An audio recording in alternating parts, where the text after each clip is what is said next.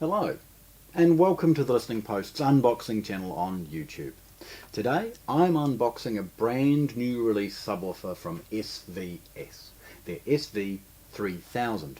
This beautifully nestles into the range between the 1000, 2000 and 4000.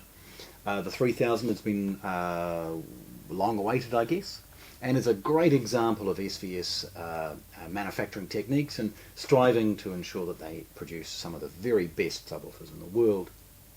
You'll see by the very nature of this box, it's big. The 3000 is undeniably a large subwoofer.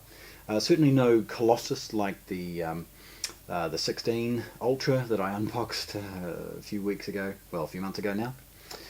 This is an excellent little sub. Firstly, 800 watts a channel, peaks at about 2,500, which tells me, of course, it's got their new sledge amplification on board.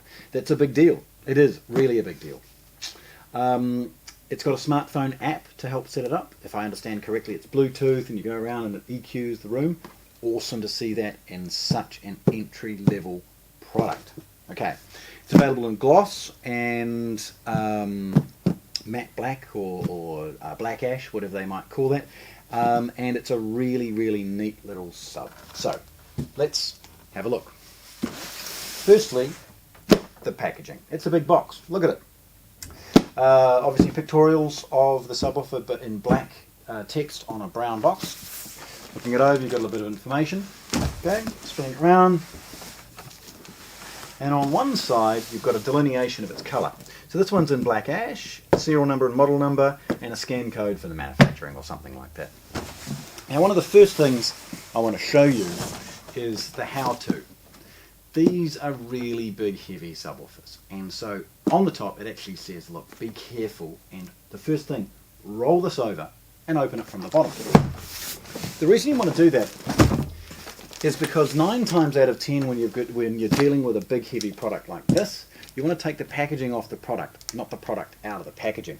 It's much simpler, much easier, and of course easier on you.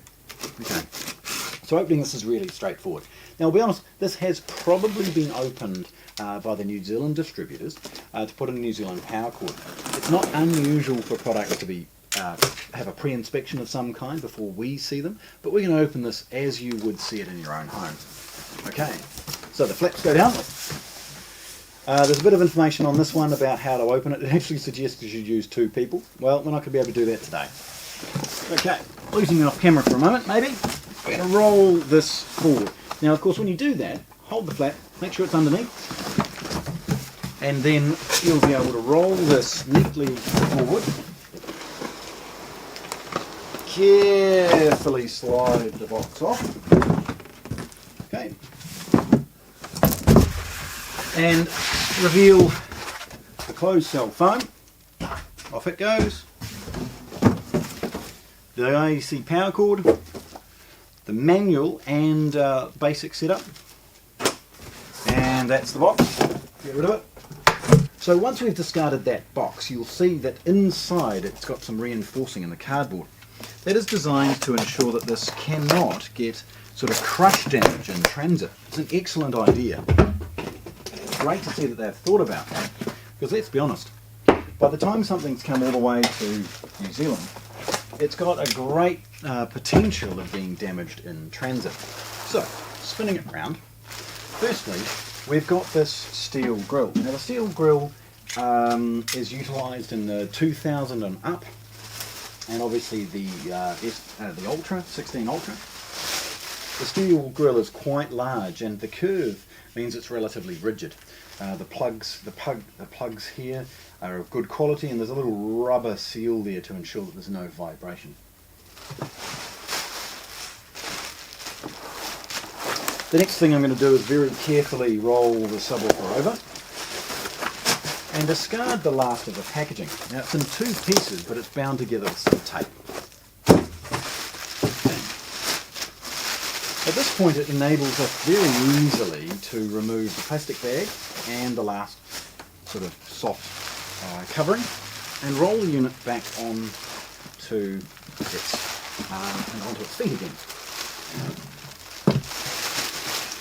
In the plastic bag there's a massive bag of desiccant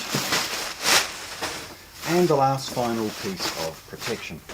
So there we go, spin this round.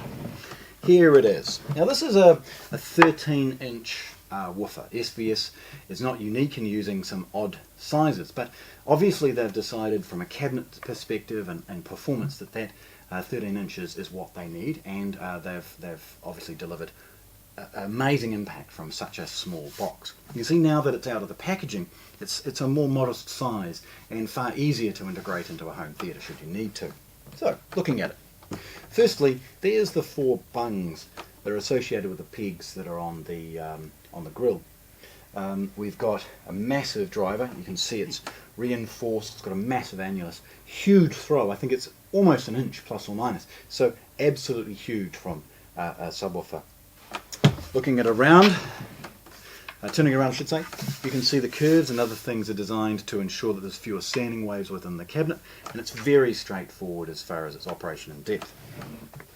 Looking at the back, this is realistically where the magic happens, and please hang around for some photographs and I'll take some close-ups of this so you can better understand the inputs and outputs. Tilt it forward. Okay. So firstly at the bottom is an IEC power cord. Now lesser models, the 1000, even the 2000, have a traditional figure 8 power cord. This is earthed and it has a big rocker switch directly above it. There's a few things and warnings on the back relating to electrical safety and other things, and a repeat of the scan for the model and serial number associated with the SVS product code. Above it, SVS logo and the sledge, of course, amplification that's on board. Up above this is the unique element of this. Rather than having the knobs, twist dials or switches, this now has a series of push buttons and an LED display giving you the ability to attenuate frequency response, on-off, volume, all of those types of things from simple touch buttons. They're well placed, they're easy to find and navigate, and it's pretty straightforward as far as what they're going to do. Again, hang around for some photographs and I'll take some closer.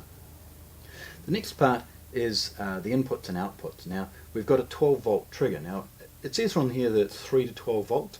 It means that a simple output from any number of different devices can force this in or out of standby depending on its on or off status. And that's ideal because there's nothing worse than relying on an automatic setting of some kind where the subwoofer may surge on or turn off at a scene that you may need it. Up above it is a series of inputs and outputs. They're clearly labelled input and output, and the first ones relate to LFE if you're using it in home theatre mode, or stereo inputs if you're using it from a stereo preamp or integrated amp. Above those are the outputs, and if you're using this crossover network, it enables it to pass through perhaps a tape loop or something else if required. A second use is often to be able to pass this on to a second sub if required, although most modern home theatre amplifiers it's probably best to plug the subwoofers directly into the 2 outputs so it can manage it rather than letting the subwoofer trying to do it. There's a 5 volt USB at the rear, and that's for the purposes of providing power for other devices and part of its setup. Okay, so this nuggety sub, you can see I'm struggling. It's look, worth mentioning the rubber feet, by the way. You can see one of the reasons I'm struggling with this product. It's because the feet are designed to grip the floor very well. If it's in carpet, it'll sink in nicely because they are conical in shape. If they're on a surface, a hard wood or tiled surface, it's going to anchor it very well, minimising the potential of any vibration. And it's great to see that SVS has even thought through that. So, there we have it. SVS, the SB sealed box 3000, brand new model, unboxed here at the Listening Post in Christchurch, New Zealand. Thanks for watching. If you want to see more, subscribe to our channel.